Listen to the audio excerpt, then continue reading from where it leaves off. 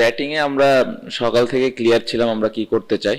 আমাদের অনেস্টলি ইচ্ছা ছিল আরো 15-20টা রান করার, বাট সামটাইমস আমার মনে হয় যে এরকম ব্রেভ ডিসিশন নেওয়াটাও জরুরি। টেস্ট টিমটা আমরা স্লোলি স্লোলি গ্রো করতেছে, ওপরের দিকে যাচ্ছে আমার মনে হয়। সো আমরা একটু সাহসী সিদ্ধান্ত নিয়েছি। আমার মনে হয় যে এটা সামনের দিকে আমাদেরকে হেল্প করবে এই সিদ্ধান্তটা।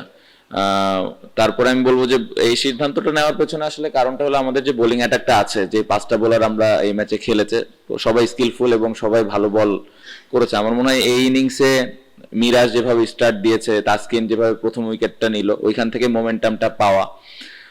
তারপরে আমার মনে হয় যে তাইজুল ভাই মিডল ওভারে দারুণ বোলিং করেছে, ফার্স্ট ইনিংসে অতটা অপরচুনিটি পায়নি বোলিং করার। সো আমার মনে হয় 4টা-5টা বোলারই কন্ট্রিবিউট ছিল, স্পেশালি এই ইনিংসে তাসকিন এবং রানার ওই স্পেলটা আউটস্ট্যান্ডিং ছিল।